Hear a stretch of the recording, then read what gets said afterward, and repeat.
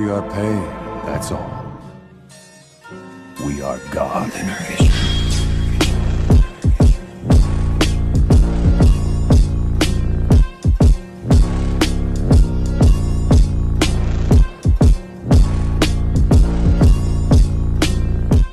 Hey guys. There is the part 5 of What If Naruto Made a Bet of a Lifetime. A childish challenge between teacher and student triggers a chain of events whose outcomes ripple across the ninja world. As the dominoes fall, crashing on the shoulders of the child of prophecy, one question needs to be asked. Will he bear it all, or crumble under the weight of the world? Don't forget to hit like and subscribe and check the author in the description. Let's start. Chapter 16, Author's Remorse. You know, I don't see why you guys don't eat more of this stuff. Jiraiya said with a wave of a spatula after he flipped an egg in the pan in front of him. You can get to the Leaf Village in no time. I mean, I know it isn't exactly your typical diet, but it's delicious. I promise. After eating bugs for months, the smell of bacon and the sizzling of the fried eggs were so satisfying. Naruto was going to be ecstatic when he woke up. Over the past year, with the sage's best attempts to wean the kid off of a diet entirely made up of ramen, they found out he loved Eastern food, as it was very popular in the land of Earth. I don't know, Jiraiya boy. Fukasaku said slowly, apparent hesitation in his eyes, from the kitchen table. I was really looking forward to eating Ma's famous beetle soup this morning. Why are you making this again? A little unsure of what to call the food that Jiraiya was making. Yeah. Ma chimed in a similar unsure tone. Though, hers was probably more from their student overtaking her kitchen. When you said you wrote Gamade in a shopping list, I didn't realize it was going to be stuff like this. She was standing on the counter next to the oven Jiraiya was cooking at, observing with a spoon in hand that rested against her hip. The sage would glance in her direction every so often with a wary gaze, afraid that he'd get whacked in the head by the disapproving toad. Jiraiya chuckled lightly, turning his attention to another pan.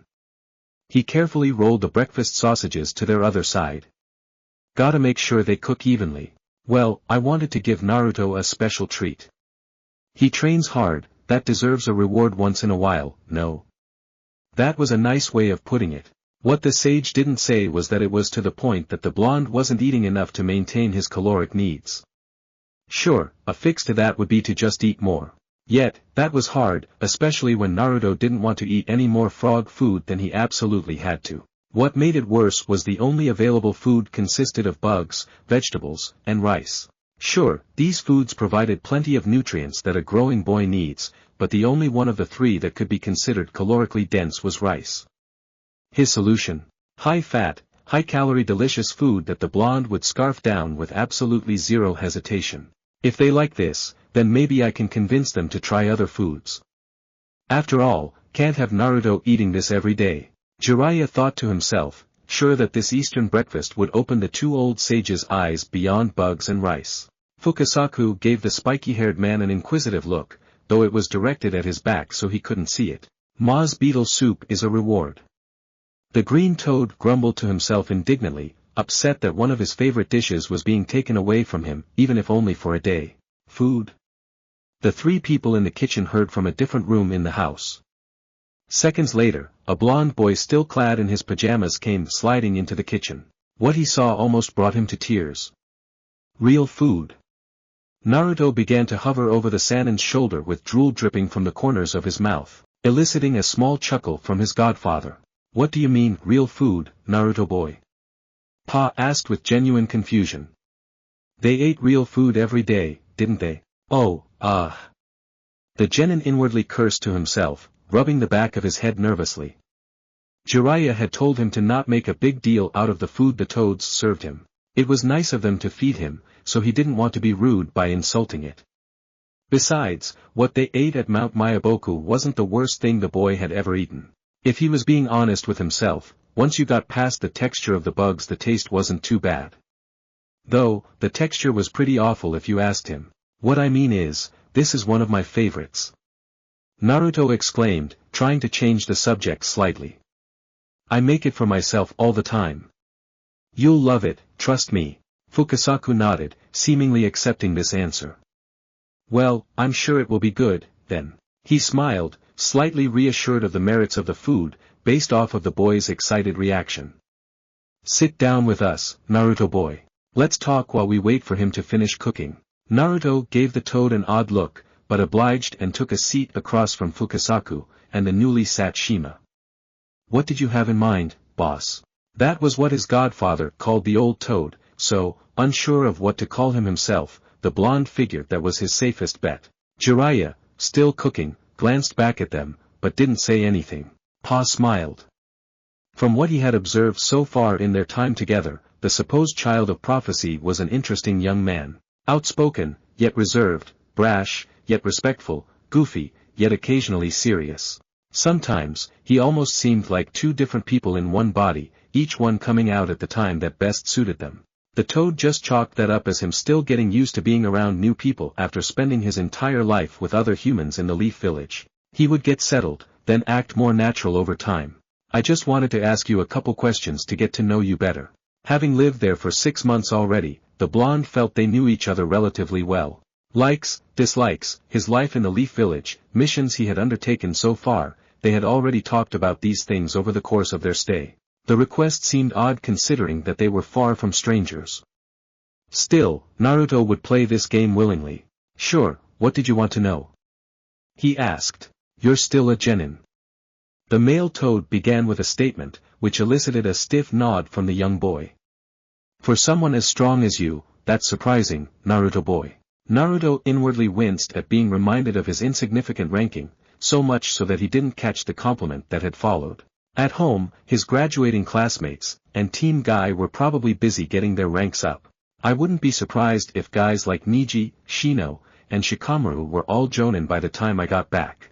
Thoughts mixed with a swirl of both envy and happiness for his friends. He had been offered the prospect of going back home to represent his village in the Chunin exams, but ultimately turned it down to continue his training in Mount Mayaboku.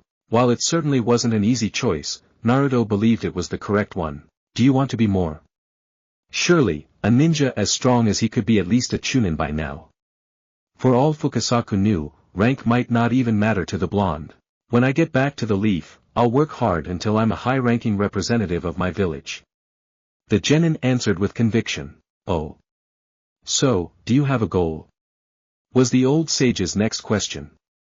Someone who aspired to be of a high rank surely wanted to accomplish something worthy of that lofty title. Naruto blinked, running a hand through his moderate-length spiky blonde hair, a pensive look spread across his features. "Goal? A goal for what?" Sure, the boy had many goals, ranging from wanting to break his current record of bowls of ramen eaten in one sitting, to his desire to keep innocent people out of harm's way, and everything in between. Which goal was the green toad asking about? Fukasaku chuckled at the vagueness of his own question. "What I mean is, what do you want to accomplish as a ninja?" Naruto mentally sighed. No one cared about how many bowls of ramen he could eat. Though, getting back on the subject matter, that was a heavy question that was difficult to answer for the genin right now. The boy's head began to ache as he placed his hand on his temple. His thoughts drifted to wave, his mind always seemed to be going back to that terrible day. Having to live knowing that dozens of innocent people died because of him had been wearing down the blonde for months. So much so, that sleep had been a luxury.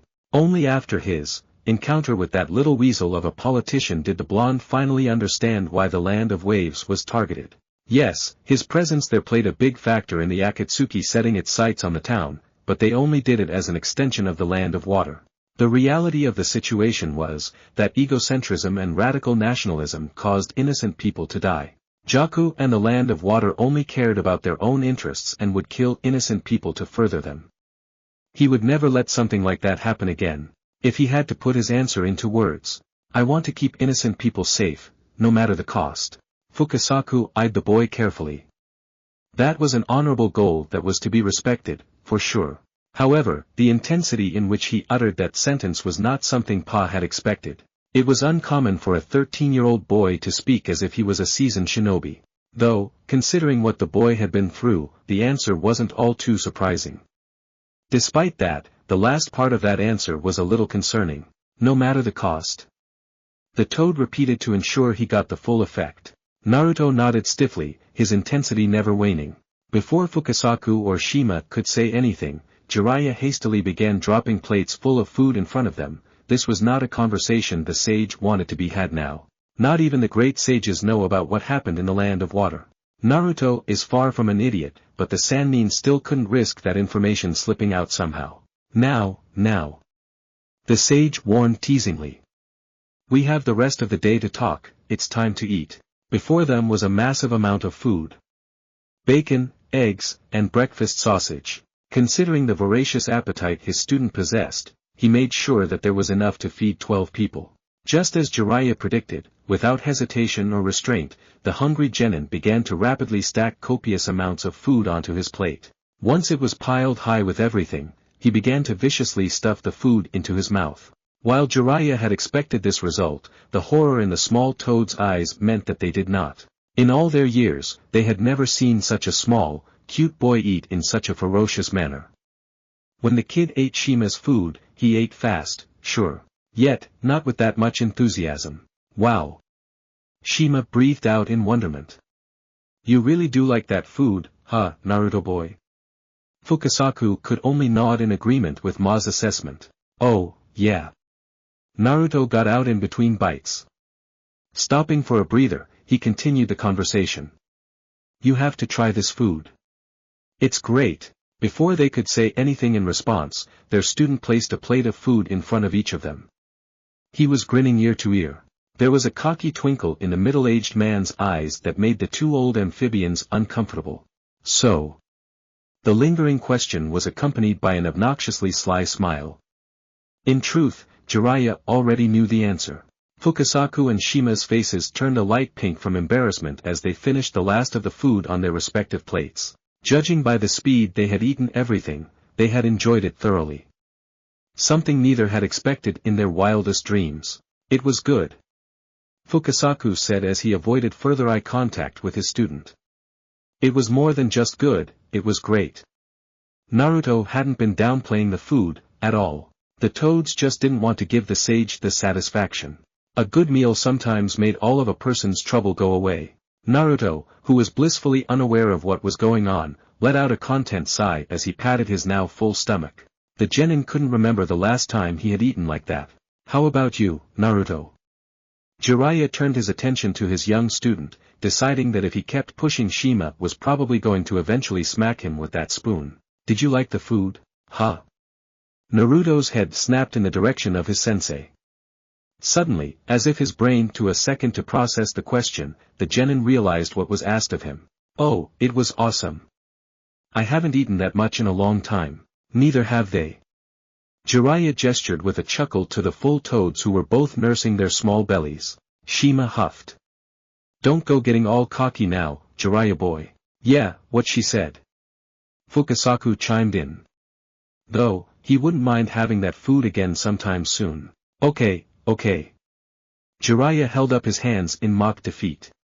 I'm sorry, guys. He glanced over at Naruto.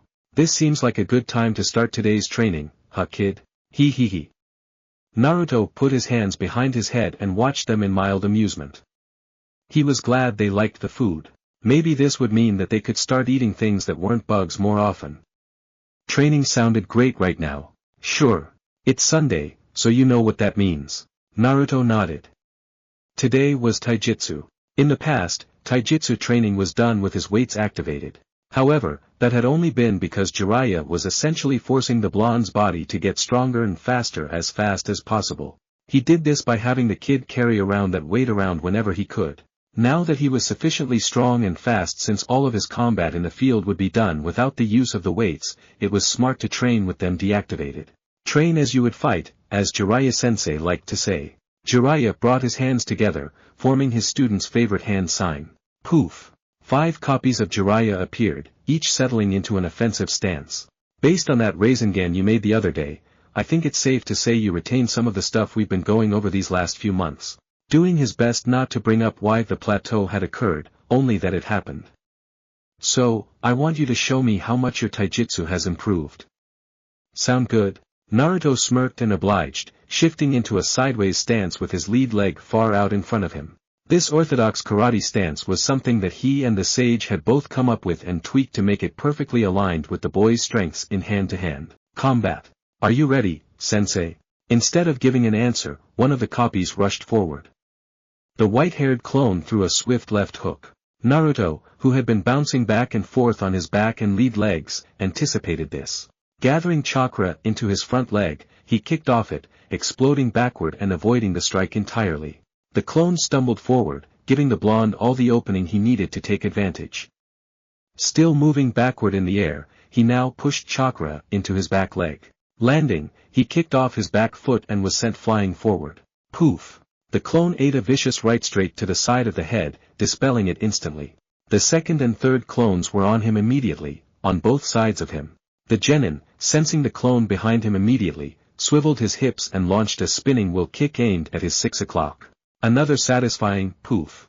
The Sannin doppelganger that had been in front of him gave him no time to recover, throwing a potent combination. Jab, right straight, push kick to the body. Having no time to react, Naruto had no choice but to put up his guard and eat the punches. The jab got through, snapping his head back a little. Oof. He winced slightly and stumbled backward as the clone's heel dug into his sternum. Resetting his stance, it was just in time as the clone was already in front of him. Molding chakra into the necessary body part, Naruto blasted a right leg high kick. The poor clone put up a sidearm guard at shoulder height to defend, but it did little to stop the impact of a chakra-reinforced strike. Poof! Last two. Naruto thought to himself. He stayed calm, not moving from his spot beside the bouncing back and forth he did in his karate stance. It was a good way for him to remain loose and reactive. This time, the two remaining clones came at him from the same direction, one trailing slightly behind the other.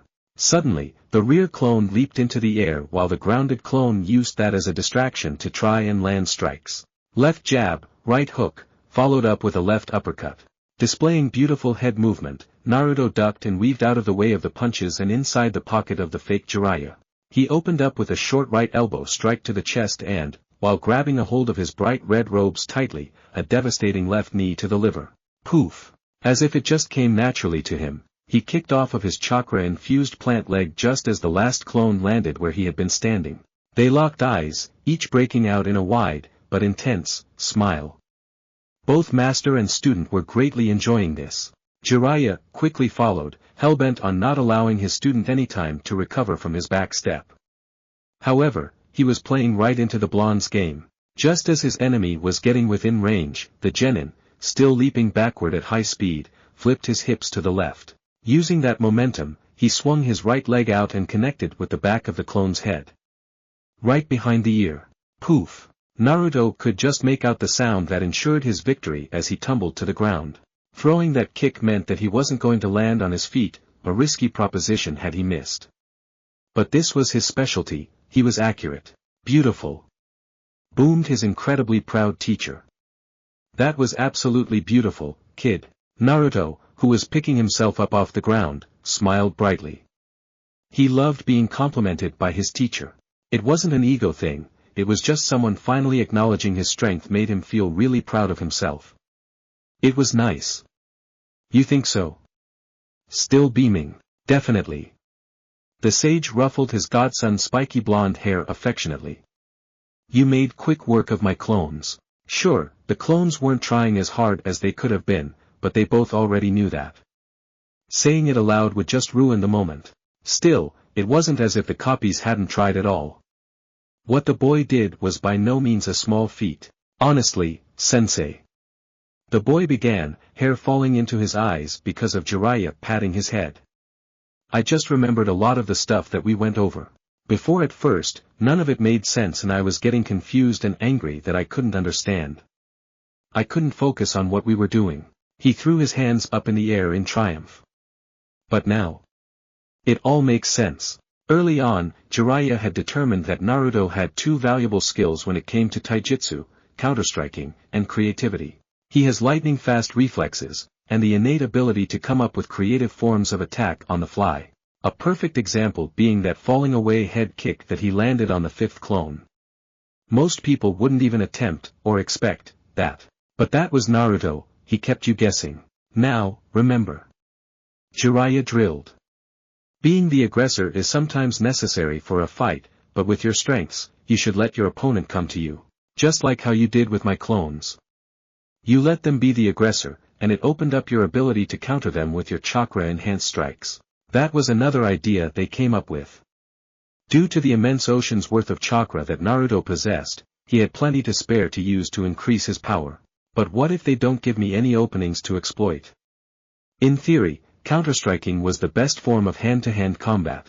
Capitalize on your opponent's missteps and deliver devastating damage in return. Though, the blonde raised an important question. What if he fights someone that doesn't make mistakes? Remember, no one is perfect. Everyone makes mistakes. Jiraiya instructed. Though, if there is a time where you can't find any openings, you change it up. You can either push the pace and apply pressure with your striking, or you can implement your ninjutsu to add another element to the battle. Looking at the boy's slightly unsure face, Jiraiya continued.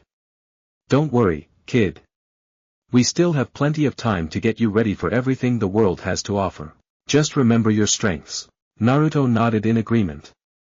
Everything the sage had said was completely right.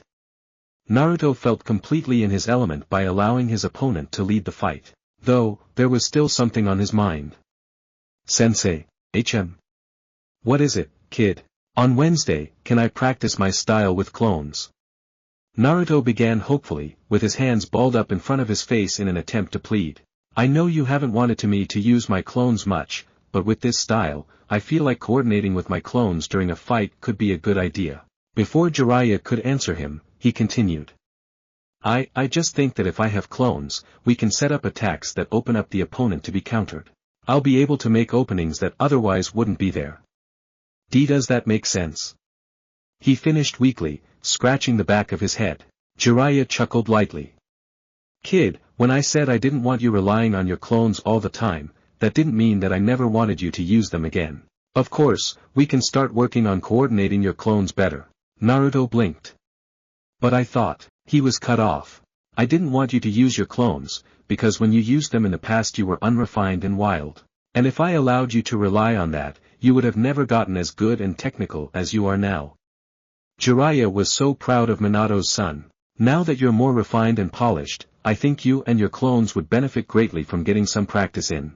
Naruto smirked triumphantly, joyfully thinking about all the damage he could inflict on the Akatsuki using his shadow clones. Also, before we continue with today, I wanted to touch base with how your Fuinjutsu reading is coming along. Usually done in the blonde's spare time, or a clone studying adjacent to their training, Naruto has been reading up on basic theory and application for some time now. Jiraiya kept his distance with this aspect of the kid's training, allowing his student to try and grasp the concept himself. Fuinjutsu is tricky, not everyone gets it and you can't teach someone to be a master. Sure, most people can create basic storage seals and what have you, but to be a master you must have an affinity for it. If Naruto showed that level of proficiency, then the sage would double down on the Fuinjutsu lessons. Naruto's eyes lit up at the mention of the sealing technique. That reminds me, sensei. I wanted to ask you something. Naruto flipped open his kunai pouch and took out a scroll. Unfurling it, Jiraiya noticed that it was a storage seal. Eyebrow raised, he watched the boy inject some of his chakra into the seal. Poof! It was a book on sealing. You're already reading the intermediate level stuff?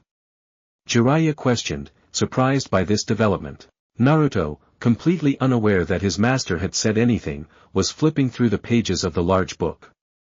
Here. He said, pointing to the page in question. That's the fire seal. What about it? I remember you using this to seal the black flames that Itachi left behind. It's a seal that can contain chakra techniques. Though, in this case, it is limited to fire. He said that last part more for himself than Jiraiya. Suddenly, he began flipping through the pages once more. And here. This is a modified storage seal that is mainly used to store, and launch out, shuriken, kunai, and other projectiles at a target.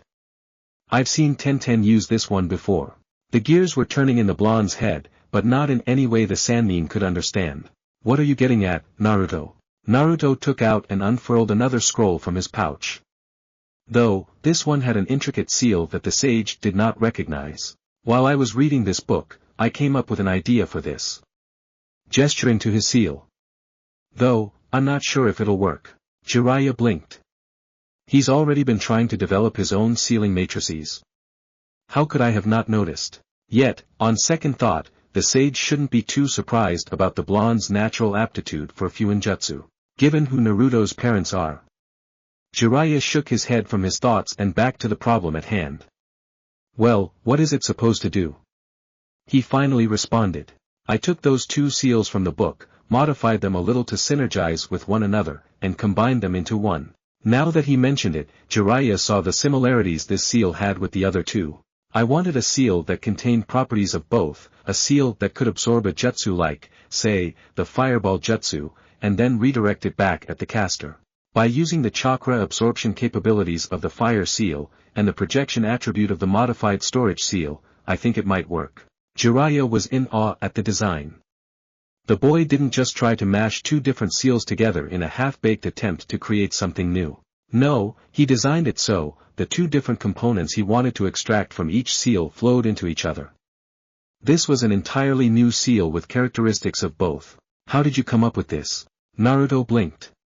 Well, I don't know, it just, sort of, made sense. He responded, slightly unsure of it himself. Almost like two puzzle pieces that you have to pick out from a big pile. They just fit together. Do you think it can work? The Sannin looked at the design up and down. The lines were neat and straight, the matrix flowed beautifully into itself. Everything appeared to be in order. I think so. Unsure of it himself. Good. I want you to shoot some fire at me. The teenager asked if it was the simplest thing in the world. Normally, Jiraiya would object to this rather vehemently. He would go on and on about how it was a bad idea and that they should be more responsible. However, Jiraiya loved Fuinjutsu, he found it fascinating. So, it only made sense that he, too, was insanely interested in what Naruto's seal could do. He made up his mind. I like the way you think, kid. Walking a decent distance away from his student, he began to gather chakra in the pit of his stomach. Are you ready? To which the blonde nodded stiffly. Fire style, fire bullet. Running through a quick series of hand signs, Jiraiya spat out a medium-sized ball of fire at the boy. Naruto smirked, excited about the prospect of trying out his invention. Here goes nothing. Naruto yelled as he pumped chakra into the scroll he was holding out in front of him. The matrix glowed a bright blue, humming softly with energy as the fire approached rapidly. Once the technique got within 10 feet of the seal, something amazing happened. Blue light poured out of the scroll and raced to meet the orange flames. Stopping all of the momenta from the attack, the bright energy wrapped itself around the fire, as if it were taming the inferno itself. Slowly, it drew the flames into the seal, the light fading quickly after. Whoa! Naruto breathed out in awe of what he saw. Shaking his head back to reality, he dropped the scroll on the ground and began to go through the same hand seals that his mentor had done. Fire style, fire bullet. He yelled as he stomped down on the seal, sending a pulse of his chakra into the paper. The matrix lit up once again, though this time it glowed a hot orange. Without warning, the same jutsu, albeit noticeably smaller, that Jiraiya had used was now coming right back at him with righteous fury. Boom! Naruto's eyebrow rose at the display as he plopped down in front of his creation, cross-legged. Examining the seal, he adopted a pensive look. Instead of being happy at the success of his seal, he was left feeling conflicted and confused. Did you see that? The blonde called out into the dissipating smoke, not looking away from the scroll. Jiraiya stepped out of the smoke, his hair still wrapped around him from his defensive jutsu. Slowly, his white locks began to revert back to their normal length, flowing gracefully behind him. Yeah. The sage nodded in agreement, though Naruto wasn't looking to notice. It was significantly smaller coming back at me. Taking the space next to the boy, he, too, looked at the seal for any answers that it could provide. I expected some energy transfer loss, but that was much more than I thought. Looking over the matrix, the blonde couldn't find the reason behind why this happened. Well. Jiraiya brought his hand to his chin, deep in thought.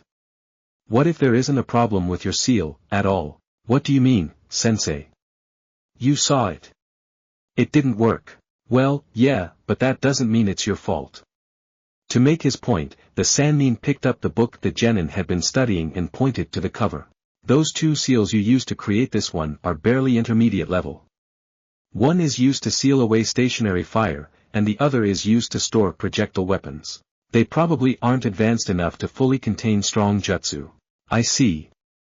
Naruto contemplated these words. What his godfather had said made sense. From what he was understanding, he was trying to force a seal to be more powerful than it actually was. Almost like the clone jutsu. If in the proper hands, the regular clone technique could be useful, but an E-rank technique can only go so far. It pales in comparison to the much more advanced shadow clone variation. Maybe I'll be able to figure it out once I start learning the more advanced stuff. I still have a lot to learn, huh? The aspiring seal master grinned weakly. Don't be sad about this, your design is nothing short of genius. His mentor praised highly. The fact that you thought of this all by yourself, you have real talent, Naruto. Naruto's eyes widened. Ah really? Before the sage could respond, their attention was directed at the sound of nearby hopping. Kosuke? The sage questioned. Do you have something for me? For the both of you? The small toad answered, staring at both of them. Me? The confused blonde asked, pointing a thumb into his chest. That is what I said. Kosuke answered dryly, handing each of them a scroll. Jiraiya immediately recognized where the message had come from. He sucked in air, releasing a deep, tired breath. Oh boy. Sarcasm was woven heavily into his word. I was dreading when this was finally going to arrive. Naruto blinked, confused by his teacher's sudden change in attitude. Now interested, he opened his own message, unsure of who it was from. Land of Fire Publishing Company, Naruto said out loud, hoping it would help him understand what he was reading. Suddenly, it hit him. He published a book, didn't he? That's right. Naruto Uzumaki was a published author. How did I forget that? He thought to himself, as he began to read the letter addressed to him. What does yours say, kid? The older man asked, slightly afraid to open his own. My book, it became a bestseller. The blonde's voice was surprisingly low as he read off his accomplishment, despite the great news. And to celebrate, they're making a limited edition hardcover copy. They sent me a copy, too. Poof. Naruto undid the seal that was attached to the letter, releasing the copy in question. The binding was jet black, the rest of the book was a burnt orange, save for the red and black Uzumaki symbol that adorned the cover. In Jiraiya's opinion, it looked far better than the original neon orange softcover book the boy had designed. You got a check, too. Jiraiya noticed a piece of paper fluttering to the ground when the seal was undone.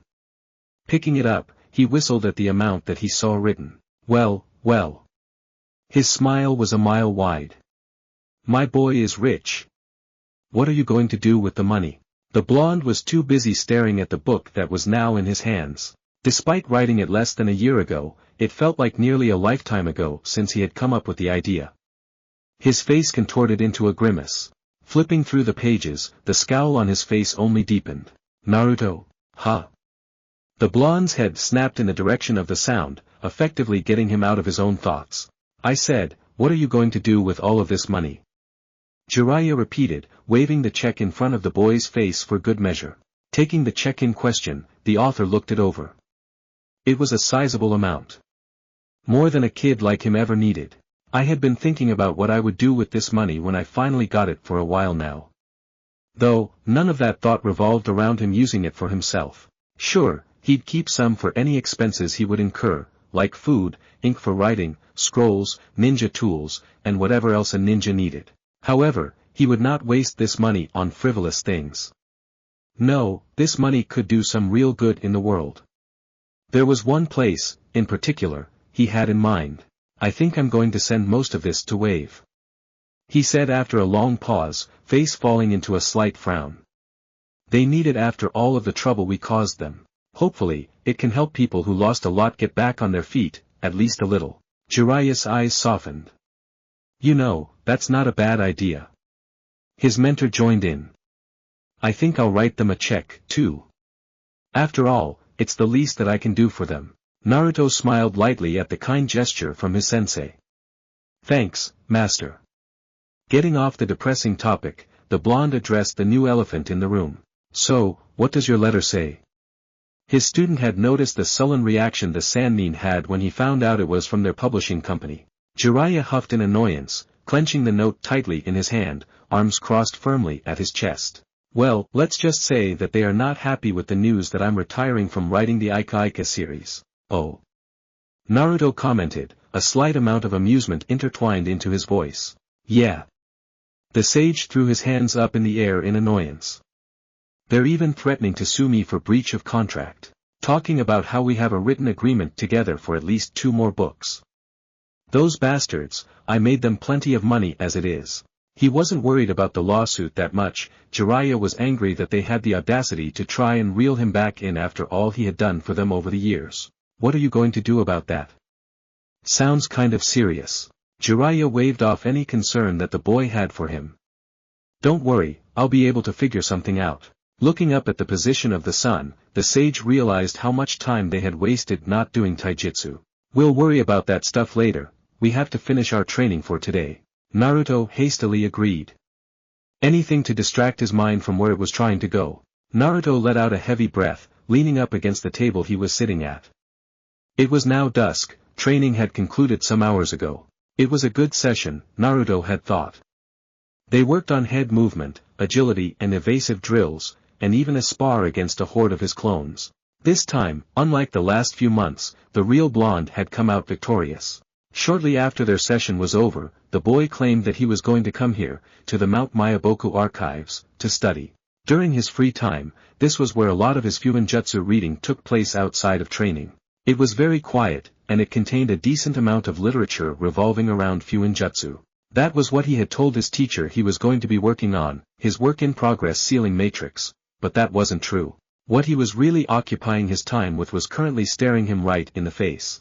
The Weight of the World, by Naruto Uzumaki. Its presence alone was angering the young author. At the time, when he had found out that this book had gotten published, it was one of the most satisfying moments of his life. Not only had he found something that he truly enjoyed doing, but he was able to chalk it down as one more obstacle in his life that he was able to overcome. That's why the news that his precious creation had become a bestseller should have caused him to be overcome with joy. When he had seen the long line at the bookstore in Wave, and people itching to get a copy of his work, it filled him with a sense of pride and happiness. Proud that people were accepting his writing as good enough, and happy that he would be able to share the story with the world. His story. Then, why? Why wasn't he happy? This was what he wanted, after all, right? Looking at the cover, he didn't feel any of the emotions that he thought he would. This moment was supposed to be filled with joy, pride, and a sense of accomplishment. Yet, all he felt was disappointment, contempt, and anger. Earlier, he had skimmed through the book to see its contents. Though, that wasn't really necessary considering he wrote the book himself. He just wanted to confirm why he was feeling what he was feeling. This book, it's so childish. He thought to himself bitterly. So naive. The reason why he was so upset was simple once he thought about it. Despite the novel being under a year old, the Naruto who wrote this, and the Naruto that exists today, are two very different people.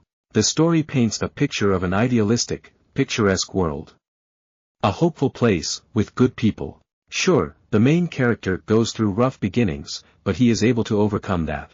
The people that once shunned and isolated him, are now his allies and help him defeat the dangerous people who are trying to control the world. He's able to get humanity to trust one another to the point where they can live alongside each other. He had projected his hopes for the future into his writing. However, he now knows that something like that is nothing more than foolish fantasy. When locking eyes with Jaku, Naruto finally understood just what humans were capable of. They were filled with nothing but selfishness and greed. Those eyes haunted him more than he'd like to admit. There weren't words to describe what he was feeling, it was so many emotions at once. In essence, Jaku's greed represented a microcosm of the entire world. Greed was the root of most evil in the world, and everyone was capable of it. If put in the right position, humans would show that they are inherently bad. That is what Naruto believed. Naruto scoffed at the book in front of him. As far as he was concerned, the only good this book had was that it was raising him money to give back to Wave. Still, I can't let this book define who I am as a writer. I won't let that happen. He breathed out. Glancing over at the corner of the table, there was a notepad and pen. His frown evened out, a neutral and indifferent expression now adorning his features. It was time to write a sequel. Chapter 17, Interlude 3, Head in the Clouds. A deleted scene. Peace and tranquility. Those were the words that came to Shikamaru's mind when engaging in his favorite activity. Well, engaging wasn't really the best word to describe it. In fact, he enjoyed it so much because there was no need to engage in anything. Watching the clouds was calming, yet it also required practically zero physical effort. Sure, sometimes his eyes would get heavy from sleepiness, but then that meant he could fall seamlessly into a nap. Another plus in his book. Watching the clouds was also the perfect time he could think about things that were on his mind. No distractions, no worries clouding his judgment and rational thought. And as of recently, there were quite a bit of things he needed to sift through. Crunch. The Nara's ear twitched slightly at the familiar sound. He had a good idea about who was behind it. While he enjoyed his free time almost as much as anything, the company of his best friend was always welcome. Slowly, expending the least amount of energy possible, he turned his head towards the stairs that led to the rooftop he was currently occupying. Seconds later, a plump face with red swirls on his cheeks poked his head out. The head's eyes roamed the rooftop, and once they fell on Shikaku's son he broke out into a huge smile. "Yo!" Shikamaru said coolly. "There you are, Shikamaru. I've been looking all over for you." The friendly Akimichi exclaimed, making his way over to his best friend's side. Foregoing the option to lay down on his back and watch the clouds, Choji opted to sit cross-legged next to his friend. It was easier to eat chips this way. Less messy, too. The shadow user's eyebrow raised. "You were looking everywhere. Shouldn't this be, like, the first place you look? If you wasn't at home or on a mission, and it was a nice day out, there was a good chance you'd find the genius on that very rooftop watching the clouds in peace. Well, your mom said you went to go play shogi with Asuma, but that was a while ago. Then, I got suspicious and thought you guys might be eating at Yakiniku-Q without me, so I went there next." Choji explained shamelessly with a shrug. The Nara chuckled lightly, turning his eyes back to the sky. "You know we only go to that place because you like it so much. I don't think I have ever actually gone there without you. Let's keep it that way." Choji said jokingly, though Shika wasn't totally sure his friend was kidding. They sat in silence after that for several minutes, simply enjoying one another's company. This was a common occurrence. Shikamaru would lazily watch the clouds above, while Choji would snack on his favorite chips and occasionally glance up at the sky himself. He didn't enjoy it as much as his spiky-haired friend, but just like Shika's admission with going to eat barbecue, Choji did it because Shikamaru liked to. "Hey, Choji." The Nara began, breaking the calm silence between the two. "What's up?" Choji said in between chews of his snacks. "Did you ever get a chance to read Naruto's book, HM?" "Oh, yeah. I read it a little after it came out, remember?" The Akimichi answered, recalling when the surprise book was released a few months ago. "Why, well, I finally got around to reading it." Shikamaru was going to continue but was cut off by the chubby food enthusiast. "Wait, you actually read a book?" Choji interrupted, an incredulous look on his face. He couldn't recall any time in which the Nara boy had read anything without being forced to do so. "Yeah, I did." The genius confirmed, slightly surprising himself with his own actions. "I had been curious about it for a while, I just kept pushing it off," Shikamaru said, acknowledging his own lazy tendencies. He wanted to support Naruto's book, it was just hard for him to find the motivation to do things. "Anyway, you're getting me off topic. I wanted to know, what did you think about it?" Choji, about to open another bag of chips, stopped and thought about the question. "I'm not much of a reader, but I thought it was good. Honestly, I had no idea Naruto could even write like that. When we were in the academy, his grades were even worse than ours. I know for a fact that Naruto couldn't write like that when we were in the academy." The shadow user added, fully aware of how inept the blonde was in an academic setting. Sure, his own grades were pretty bad too, but that was due to him lacking the motivation to apply himself. Though, his writing ability isn't really what I'm talking about. What did you think about what he wrote? Like, the story? Oh, it was pretty interesting. I really liked the main character. Even though he wasn't treated right by the people around him, he never let it get to him. The character felt less like a hero, and more like an actual person. It was different. Naruto has always been a pretty creative guy, so I'm not surprised he was able to come up with it. Shikamaru frowned, gaze drifting back to the beautiful sight above his head. Though, in the corner of his eye, he saw something moving in view. Though they were a considerable distance away, dark rain clouds were starting to approach the clear skies above the Leaf Village. A storm might soon be upon them. Yeah, the spiky-haired youth said with even less emotion than he usually exuded. Creative. Yoshino Nara, the wife to the clan head Shikaku, was cheerfully humming to herself as she was in the process of preparing dinner for her family. Though one of her geniuses was still not home yet, and she didn't have to look outside to know how hard it was raining, she could hear the small water droplets pummeling against the sides of the house. I hope Shikamaru isn't caught up in this rain. He gets a little moody when he comes home soaked. Just as the thought came to her, she heard the door open in the other room.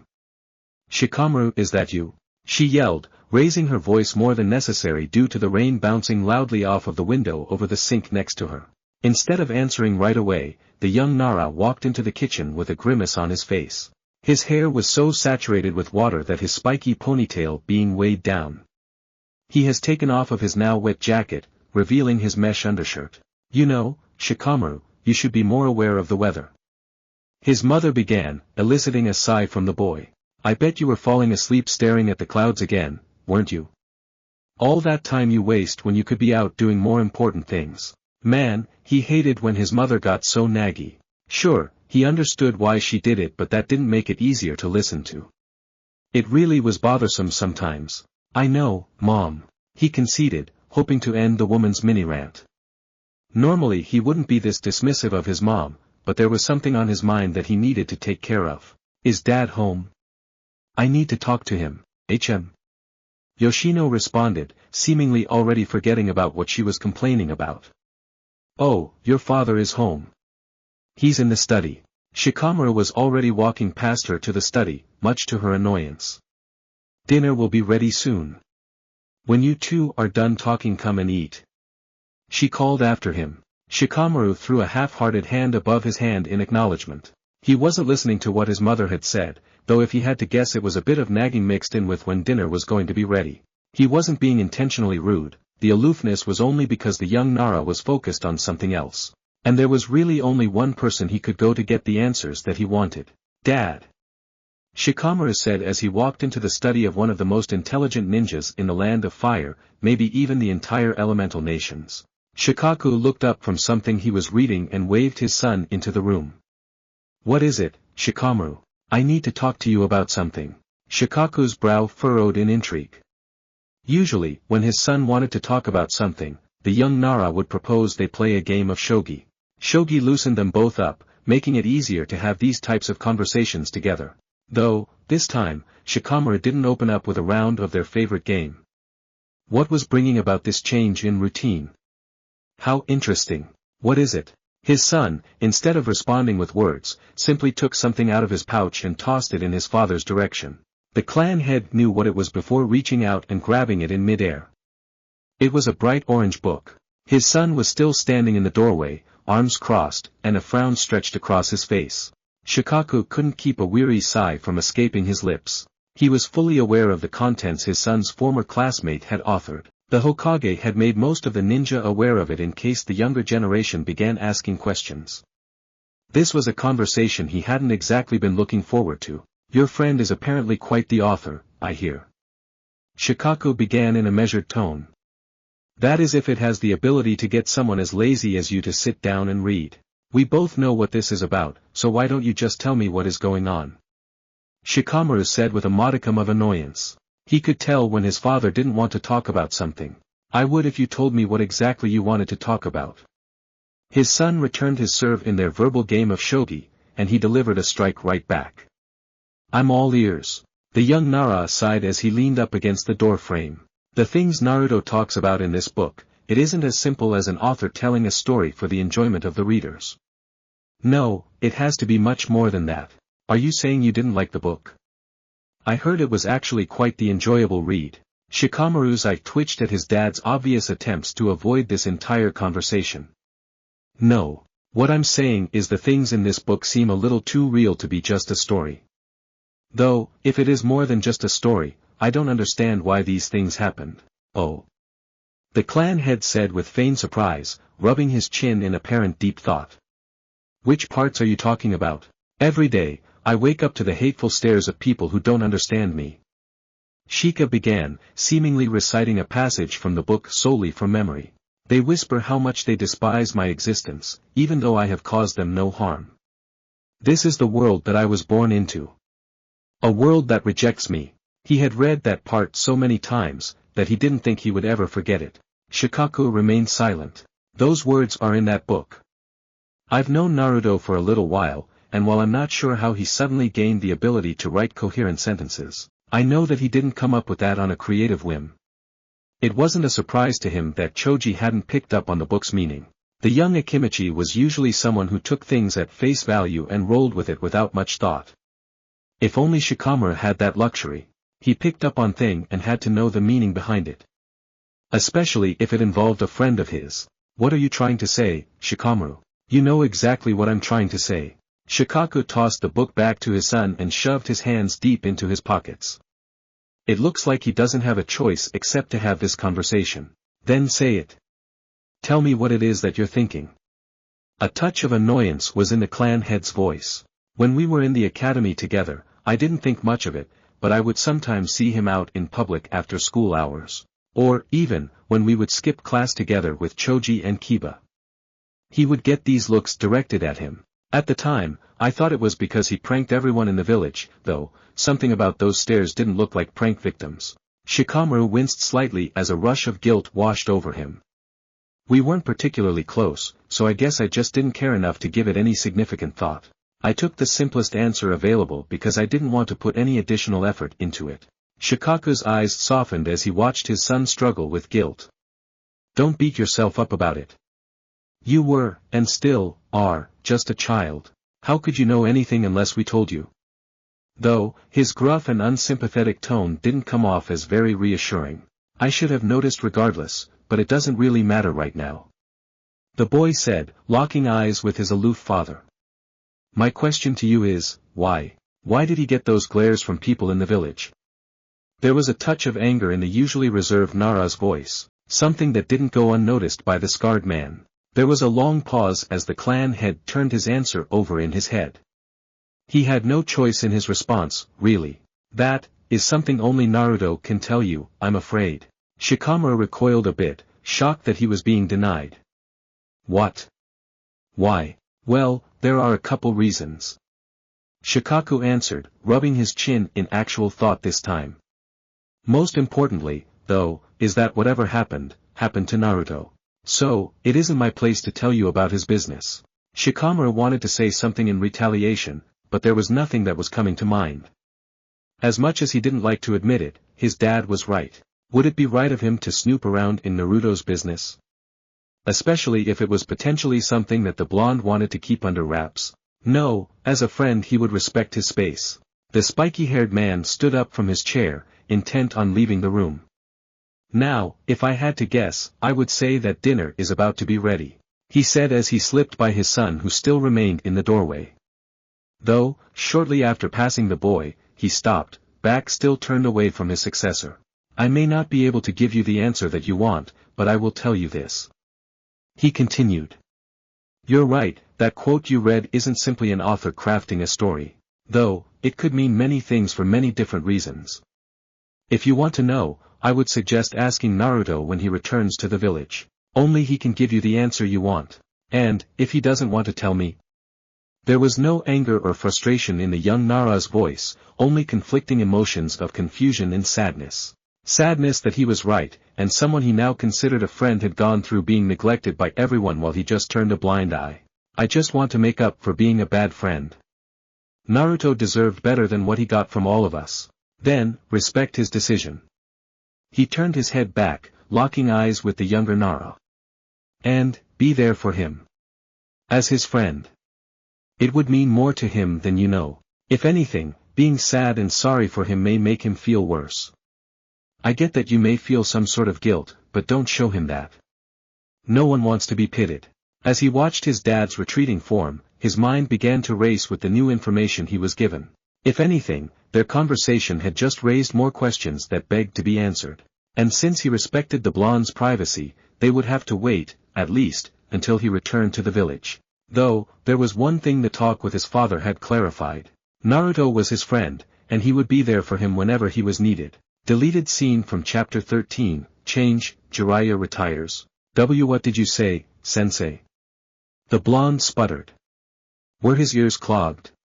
He couldn't have heard that right, there was no way. I said, I quit. The sage said matter-of-factly. Quit what? What are you talking about? What the hell happened last night? Jiraiya chuckled. I just told you. I'm done being a ninja for the Leaf Village. For a moment, it felt as though the genin's brain stopped functioning. This made absolutely no sense. His godfather had to have been joking. Yeah, this was just some bad joke. You aren't funny, you know that. Naruto didn't believe his own thoughts. Jiraiya didn't look like he was joking. But I'm not joking, kid. I swear. Naruto winced. That was what he had been dreading. You can't just quit. The village needs you. Trying his best to reason with the man. Yes, I can. Interestingly enough, the sage was smiling. He almost seemed happy with this decision, furthering confounding the boy. I just sent my messenger Toad to deliver my resignation to Tsunade. I'm sure she won't be happy, but that is a bridge I'll cross when I get to it. Naruto felt dizzy. To him, Jiraiya was the embodiment of a ninja. Strong, the strongest the Leaf had to offer, one of the legendary Sannin. Talented, a master of infiltration and espionage. Strong-willed, someone who refused to give up no matter what was put in front of him. If he was no longer a ninja, who truly was? I don't understand. Naruto verbally stated his confusion. What happened? Why would you do this? What happens to me? It's your mission to stay with me and teach me. Does that mean you're leaving? The more he spoke, the more distraught he sounded. Jiraiya wasn't perfect, but he was his hero. Jiraiya shook his head. I've been thinking about this all night. I'm not watching over you for the sake of the village or anyone else, I'm here for you. To protect you and make you strong because you're my family. I can't ensure that if my attention is divided by all of these other things. But what about your spy network? You can't abandon that for me. It's invaluable to the Leaf. Oh, that. Jiraiya waved off as if it was of little concern to him now. I'm turning all of my current resources over to the village. I wouldn't be truly retired if I still had to manage that. I reference Kakashi as my potential replacement, but whatever happens, is up to Tsunade. I don't know what to say. I think you're making a big mistake. I'm not that important, sensei. Jiraiya smiled. Well, I don't care what you say. You're important to me. There was silence between the two, Naruto trying to find something to say, but he was shell-shocked. Though, there is something that I won't be giving up. Jiraiya said, breaking the tense silence. If they do appoint Kakashi, I'll have him keep us updated with all Akatsuki activity. I may be done with being a ninja, but the Akatsuki are after you, which means I'm not done with them. If you're no longer a ninja, are the village leaders going to let you do that? I'm a Sannin, they won't turn me down if it is about the Akatsuki. Face dead serious. And if they do, well, I don't think they can really stop me. So, let me get this straight. Naruto rubbed his temples. You're gonna retire so all of your time can be put to training me and writing smut all day. Jiraiya let out a bark of laughter. No kid, not at all. He reassured after regaining his composure. I'm quitting writing, too. Thump. That had apparently been the straw that broke the camel's back. Naruto, completely overwhelmed by the thought of the sage quitting his two favorite things, was too much to take. He fainted and hit the ground. Hard. The sage stared at the unconscious boy for a long time. It isn't just about the training. He said aloud to himself. I want to be here for you, in case you need me. Chapter 18, Elemental Forces. Minus 14 months before returning to the Leaf Village, Naruto was standing out in the open. Vulnerable, visibly on edge. The thought that they could strike at any moment caused him to hold his breath in his gut. He's been in this situation many times before, they just enjoyed making him wait. Yes, that was it. Then, when he would finally drop his guard, they would strike. Not this time. He was ready for it. There was slight movement in his peripheral, almost indiscernible. Yet, to him, it was as clear as day. Reality around him, ever so slightly, began to shift into something new. It felt like Naruto was in an alternate dimension, one that was nearly identical to his own, but uniquely different at the same time. Everything looked the same through his eyes, but his remaining senses were screaming at him that something wasn't right. That was the only way he could describe it. This sensation was so bizarre, the blonde didn't think he would ever get used to it. How he despised being caught in a genjutsu. I saw it that time. He shouted out, letting his adversaries know that he would not be caught in these illusions again. There was no answer to his statement, all that could be heard was the whistling of the moderately gusting breeze that had rolled through the mountains. He blinked, and in an instant, his surroundings changed. Now, how he wished he was still holding in that breath. Gone, where the beautiful forests of Mount Mayaboku, present was what appeared to be dark, suffocating waters of the great ocean. Even though this was an illusion, he knew it was impossible to breathe in the air that his body craved, or his brain would likely be tricked into thinking he was drowning. Annoyingly, his lungs already began to burn for necessary oxygen. Trying to swim to the surface would be futile, he already knew that very well. No matter how far up one swam, there was never a surface to reach. That was the purpose of this genjutsu. If anything, it would burn through his remaining stores of energy, furthering him into a state of oxygen deprivation. Instead, the blonde did the exact opposite of what one would do in a real situation like this. The genin's body went completely still. Not a muscle was to be moved. This not only calmed him and made him tune out what his senses swore were real threats to his life, but it also allowed him to begin gathering the chakra he needed. In his core, he swirled a maelstrom of raw, powerful energy. Unguided, and unfocused, it was useless. However, if taught how to direct its flow appropriately, there was almost nothing he couldn't do. Suddenly, and with a force that exuded determination, Naruto clapped his hands together. With a mighty, yet gurgled, roar he unleashed the massive amount of chakra that he had been preparing. The effects were instantaneous.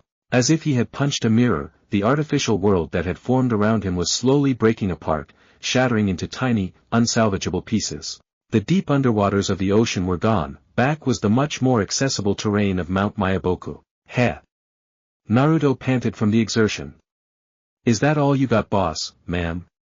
A cocky smile adorned his lips as he watched his three teachers phase into view. They, too, were smiling similarly. You hear that, ma? Naruto boy finally wins a round and he's already bragging. And after all of those times we took pity on him and broke the genjutsu ourselves. The old frog joked. Sound to me like we shouldn't go so easy on him next time. Ma added with her own mischievous smile. What do you think, Jiraiya boy? She asked, looking over her shoulder to the smiling sage. Though, his smile was slightly different than the two toads. While they were having fun joking around with the blonde, the Sanin's eyes betrayed a hint of admiration for his student.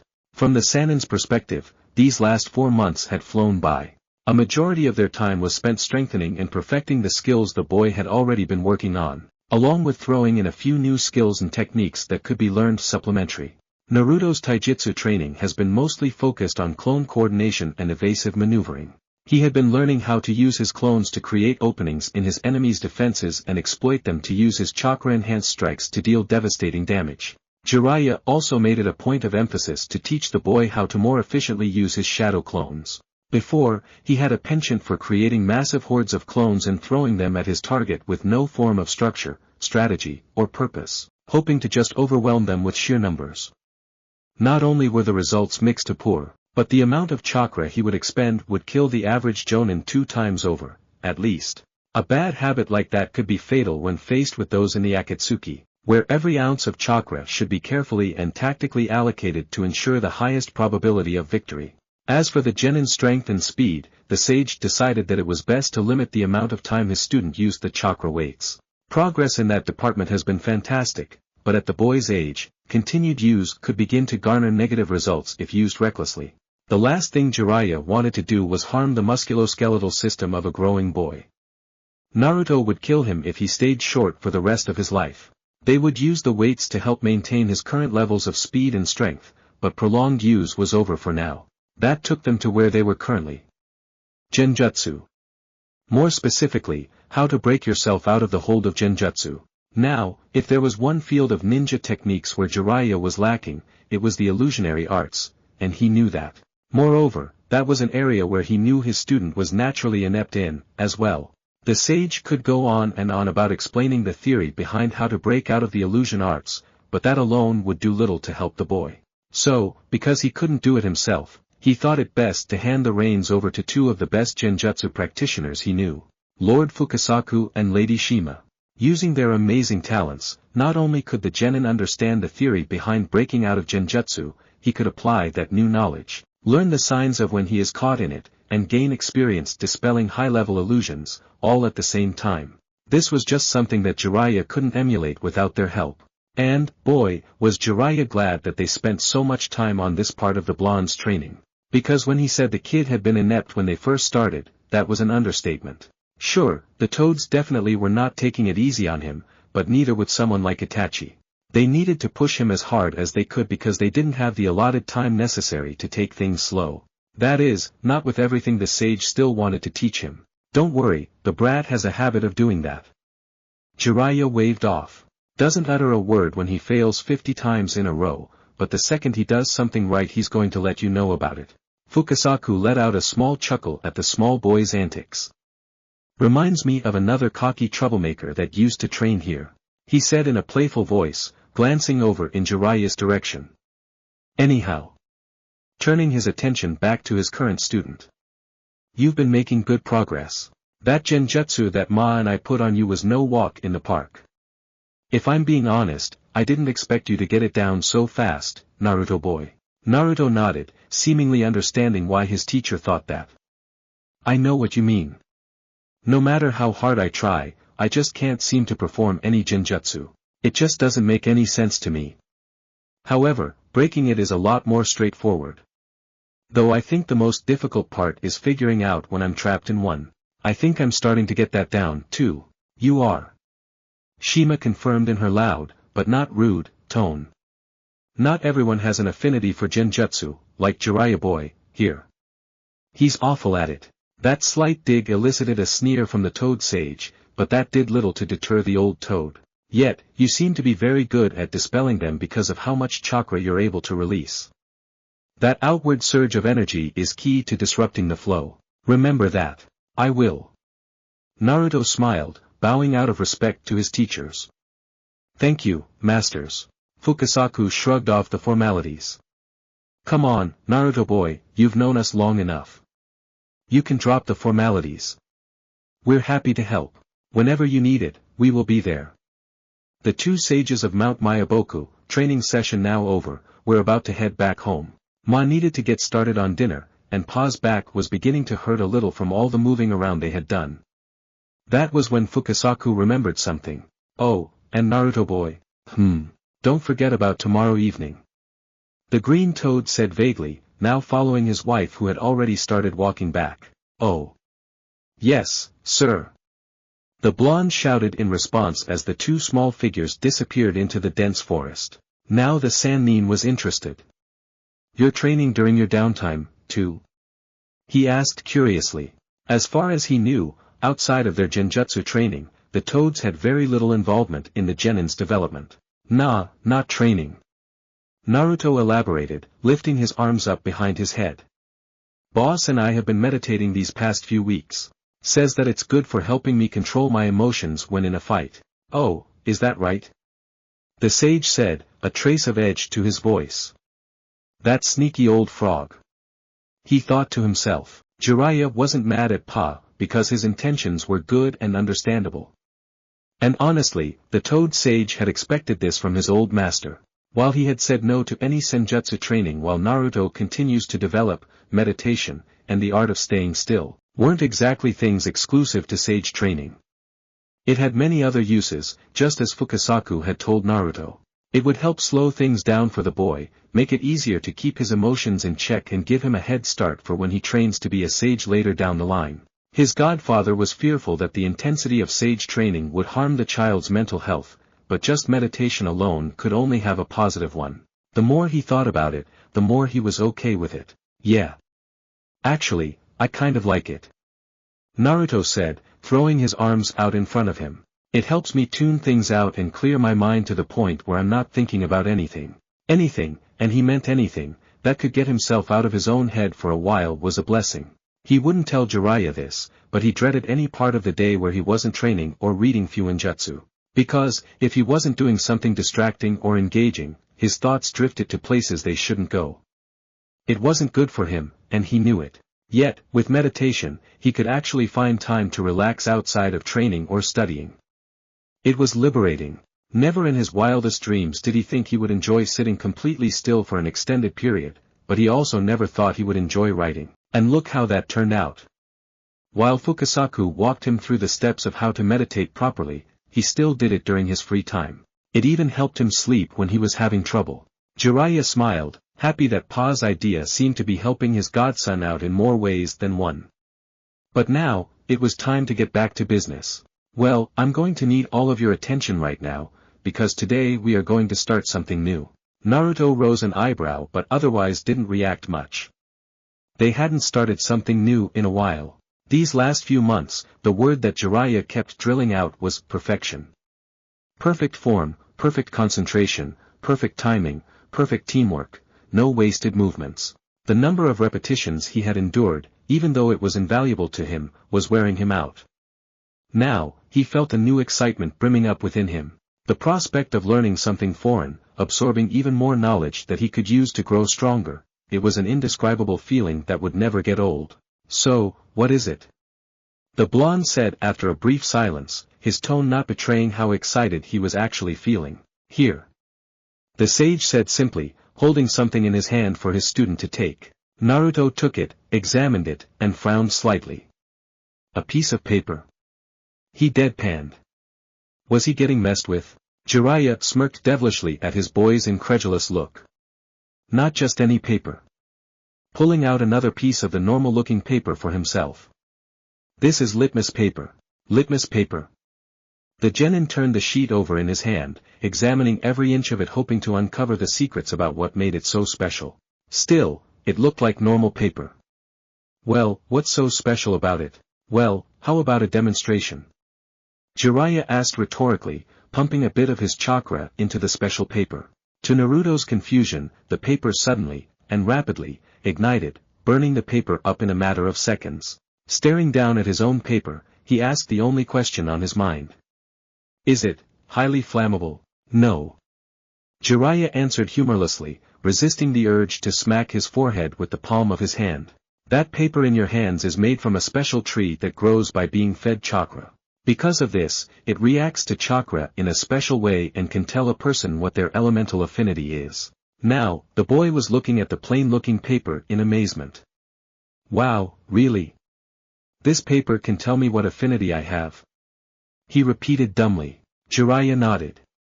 As you know, my main element is fire, which is why the paper ignited. Similarly, if your nature is water, the paper becomes saturated with water. If earth, the paper crumbles into dust. If lightning, it crinkles up, and if wind, it is sliced in half. He gestured to the paper in the genin's hand. Give it a go. All you have to do is push some chakra into it. Okay.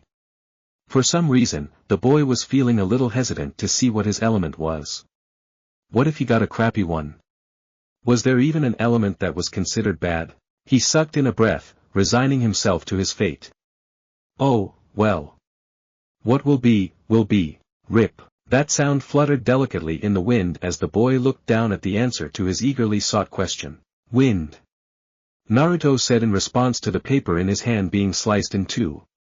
After thinking it over, he looked up at his mentor for his opinion. Is wind good? Jiraiya grunted, bringing his hand to his chin. This is interesting, wind is not very common in the land of fire. Okay, but is it good? Naruto asked again, slightly annoyed that his question was being ignored.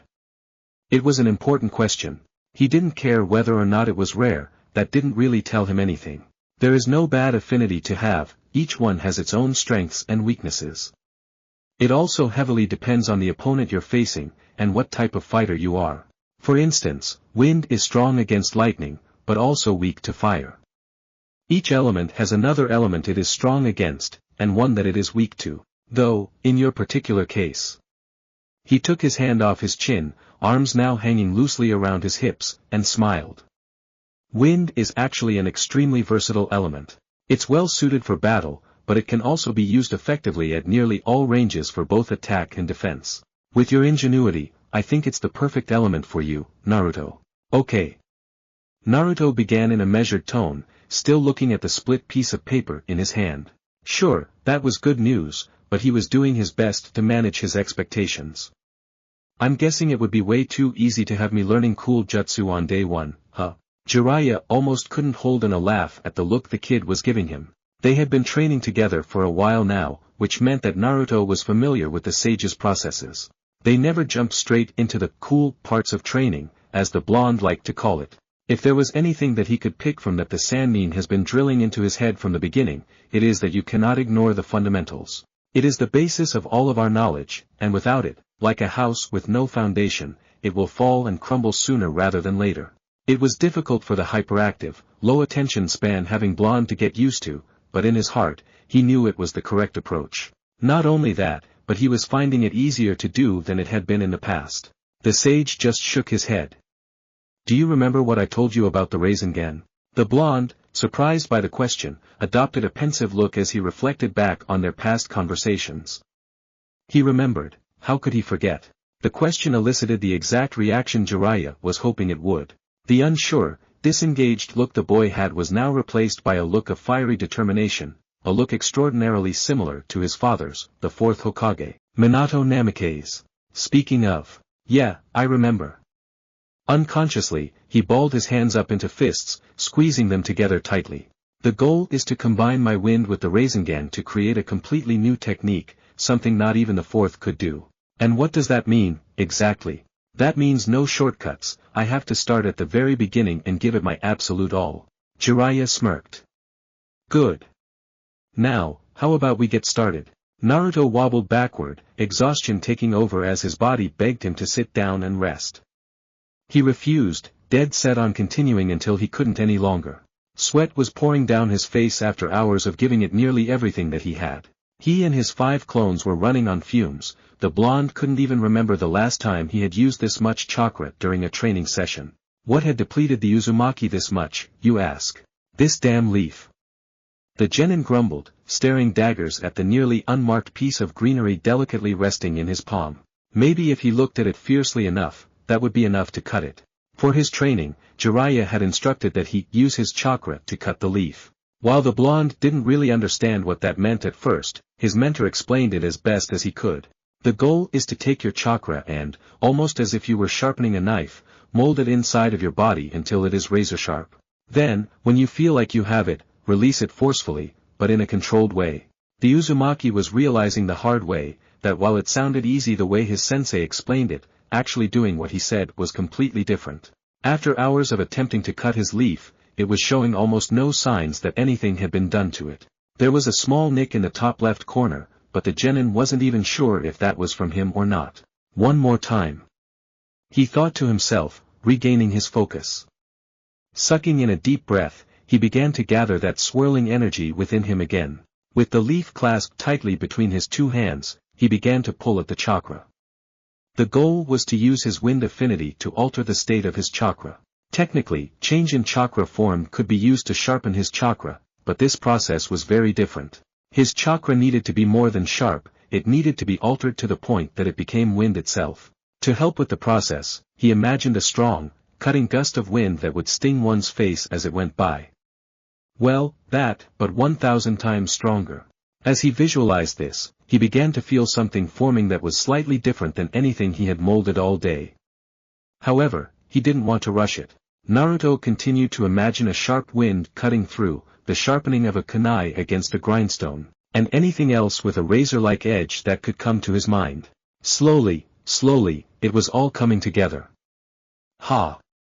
Suddenly, and with all of the force he could muster, Naruto and his clones let their sharpened chakra explode out of their body, through their hands, and into the target, the annoying leaf that wouldn't leave him alone. Ha, ha, ha. That had to have been it. Breathing heavy from the effort, the blonde shakily separated his hands to see his handiwork. His face fell, then rose, then twisted in an unsure grimace. While the leaf almost seemed exactly the same as it was before, now there was a very tiny cut in the top right corner, as well. That means that he did it. Well, kind of, right? It was better than everything else before it, that was for sure. Jiraiya glanced over his shoulder, noting the look on his student's face. Now, kid. I know that doesn't seem like much, but nature manipulation is one of the hardest things you can do. This is going to take a long time, so try not to get discouraged. Naruto, eyes closed, took in a deep breath, dispelling his clones in the process with 5 soft poofs. Quietly, he allowed their knowledge to mix with his own, analyzing and storing away everything he thought was relevant to his training. Using just 5 clones to train for so long, sorting and organizing the information they transferred back to him became almost second nature to him. Once he felt satisfied that he had retained everything that he needed to, his eyes opened back up. I know. Naruto said, clenching, then unclenching his hands. I can tell that this isn't going to be easy, but that's what I signed up for, sensei. Jiraiya smirked, proud of his protégé's attitude and understanding. Good, now why don't you try one more time using all of the experience you gained from your clones? Right. Duck, weave, block, sidestep. The sage was doing everything he could to dodge the onslaught his student was throwing at him. Normally, the genin's fighting style consisted of being a defensive counterpuncher. This meant that pushing the pace was something he only did when he had to. However, his training with his clones changed that slightly. Now, the boy could be both passive and aggressive at the same time.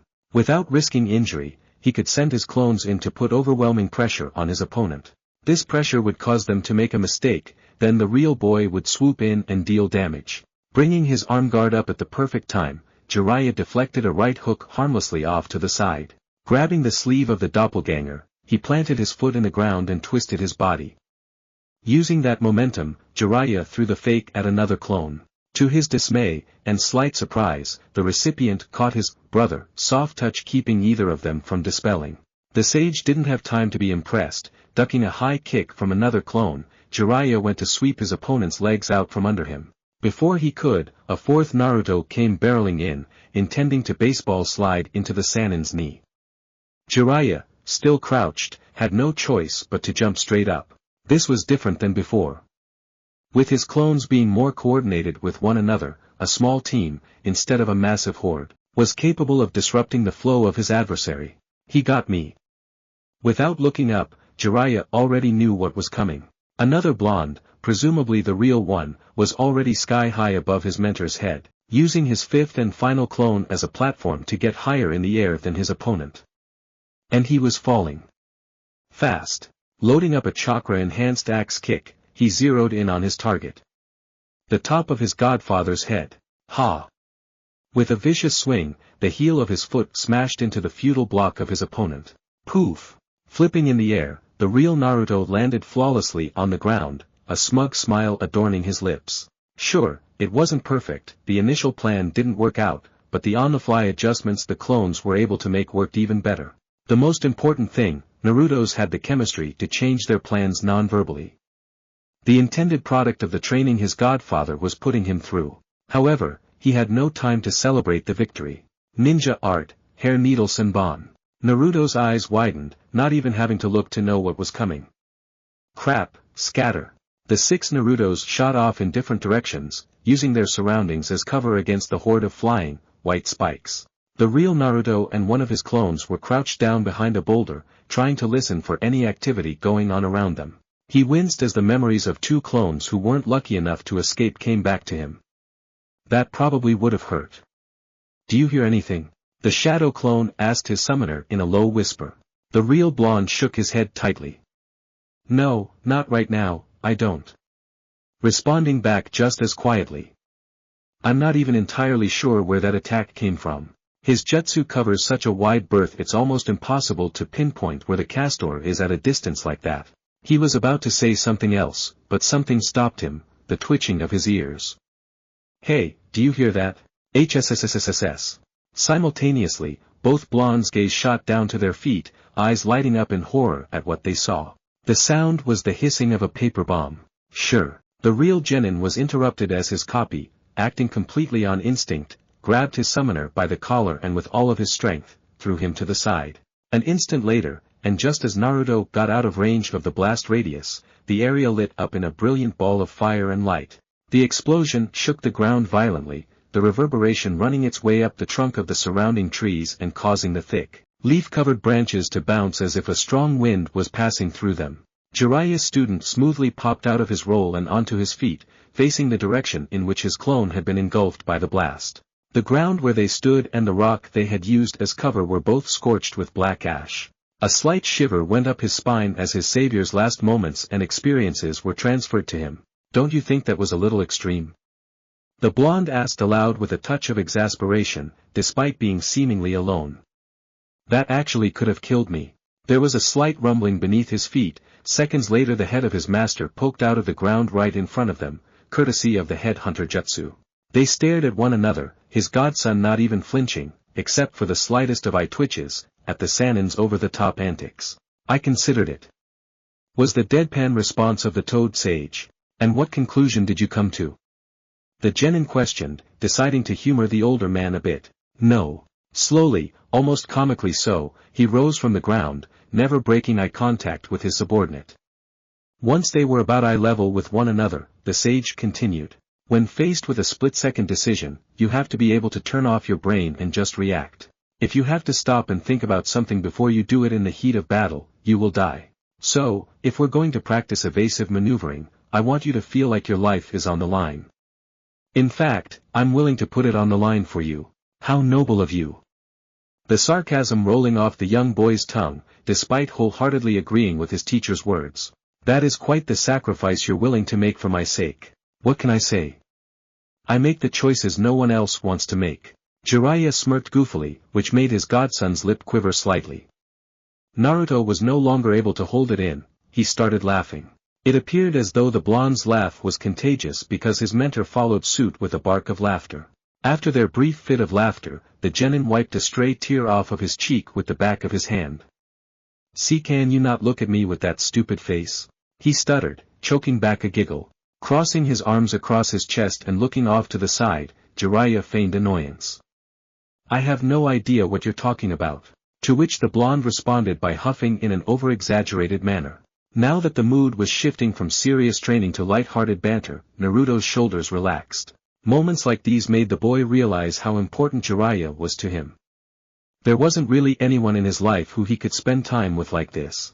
Sure, there was Irika, but that was different. How? He really did not know. Naruto didn't have family members in his life to compare his relationships with others to. If he had to guess, Irika was like an older brother to him. Looking out for him, having a laugh with one another. But, what was Jiraiya to him? Sure, the guy was a goofy idiot sometimes, but that was one of Naruto's favorite things about him. Ever since Jiraiya had told him that he was done ignoring him to write his book, their relationship had only gotten better. Naruto felt safe, important, and even loved.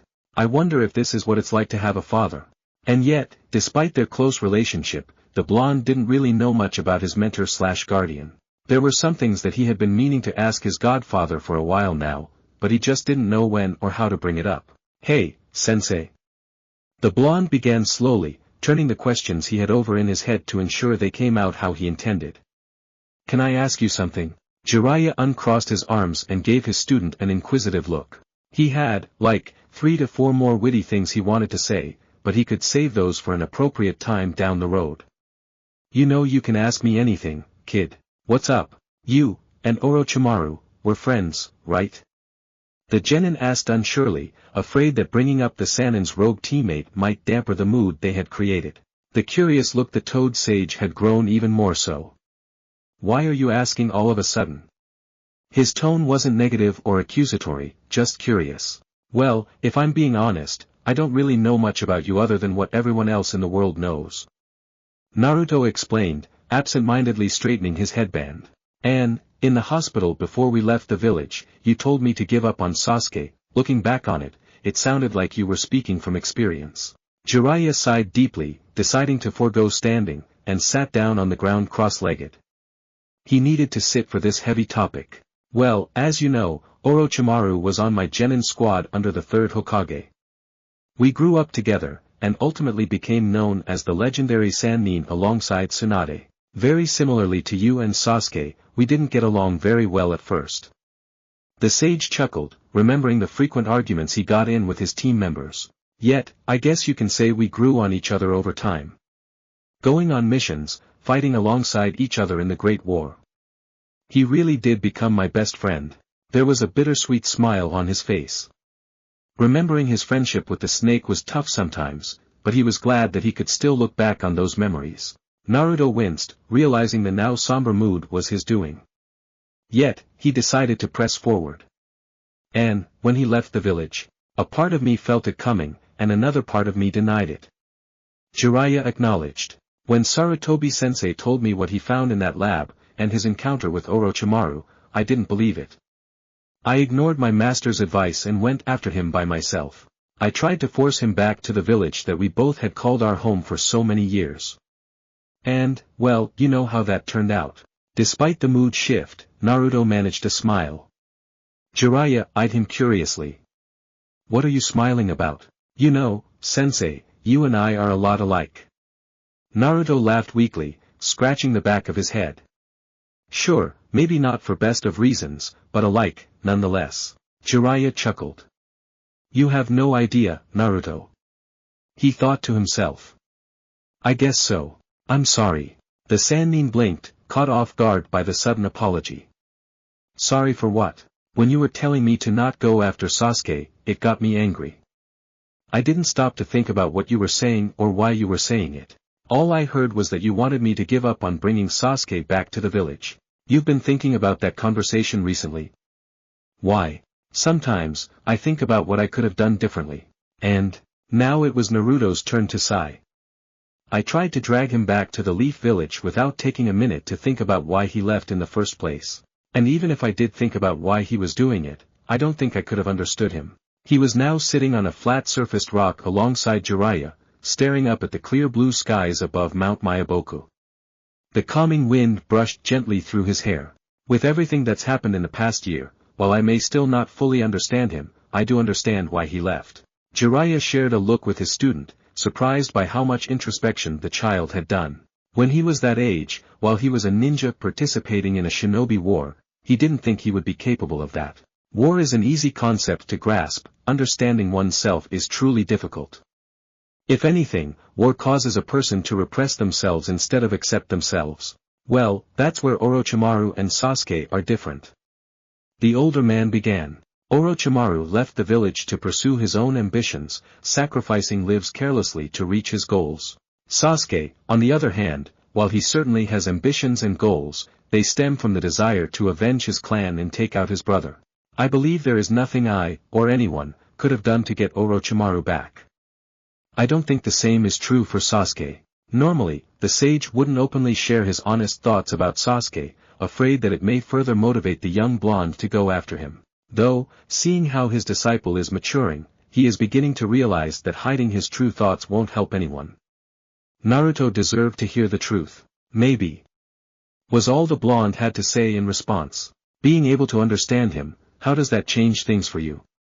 His godfather asked, genuinely interested in the blonde's answer. There was a long pause, the silence was so present you could hear a pin drop. This was a question Naruto had been pondering for several months. Thinking about it so frequently, he already knew what his answer was going to be. I'm not going to try and force Sasuke to come back to the Leaf. Jiraiya had nearly had a heart attack after the declaration he made. Though, no one could really blame him. After all, the blonde had been deadest on the mission to bring Sasuke back to the Leaf ever since he found out from Shikamaru that he left. Hell, he had promised on his life to Sakura that he would bring the Uchiha back. By abandoning that promise, the genin was also turning his back on his ninja way. No, the blonde just finally understands just how complex the situation is. He was a foolish kid making a foolish promise in which he was unable to fully grasp the ramifications of his actions. If Sasuke truly has no desire to return to the village, then forcing him to do so would just make the situation worse. He would resent Naruto, and the Leaf, even more than he already does. It would only work if he can be convinced to come back under his own volition. If he could find a way to do that he would try, but as of this day forward the threat of the Akatsuki takes precedence over all else. Oh well, no need to continue worrying about that right now. He had other, more immediate, things on his mind. Well, isn't this a bit of déjà vu? Naruto thought to himself with a touch of annoyance as he stared at the blank page on the desk. Training recently had been taking up a bulk of his days, so finding the time where he could sit down and write was a little difficult. So it was late. Very late. But, after receiving that copy of his book from his publisher, he had been committed to finding the time. He needed to tell the people what he thought about the world around them, whether they liked it or not. Though he was having trouble crafting this anticipated sequel and he didn't know why. When the boy had been struggling to write part 1, many different factors played into it. Back then, he needed to learn how to write coherent sentences first. Then, he needed to figure out the premise, plot, and world he would be writing about. Though, once all of those details were ironed out, the writing process with his clones went rather smoothly. What about now? He already had all of those things laid out for him, he just needed to extend the storyline and take it in the new direction he wanted. So why was he struggling? He knew exactly what he wanted to write about, right? What are you writing about? Came a friendly and chirpy voice. The blonde teen, who had been spacing out, shot to his feet in surprise. Naruto wasn't in the Mount Myaboku archives anymore. Everything around him was white. Eye-straining bright, white floors, white walls that seemed to stretch out to eternity, and a white sky that appeared to extend to the heavens. It was pure nothingness. Turning his head to the sound that shook him from his daze, he locked eyes with another set of bright blue orbs. It was him, but not him at the same time. Standing in front of the teen was a much shorter, and younger, version of himself. If he had to guess, it was him when he was about 5. Dressed in a blank white t-shirt, and a pair of white cargo shorts, the little Naruto turned his head slightly to the side in confusion at his older self's reaction. What's the matter? Did I scare you? The teen's eyes remained squinted. What the hell is going on? He thought to himself. Branching out his senses, he tried to feel the chakra of his unidentified guest to see if it was someone in Mount Myaboku messing with him using a transformation. Expecting it to be Jiraiya playing a prank on him, he was even more confounded when he couldn't sense anything. Checking his own chakra for a disturbance, he also determined that he wasn't currently under a Genjutsu. So, seriously, what was going on? That's it for part 5 of this story. Thank you for watching and see you in the next video.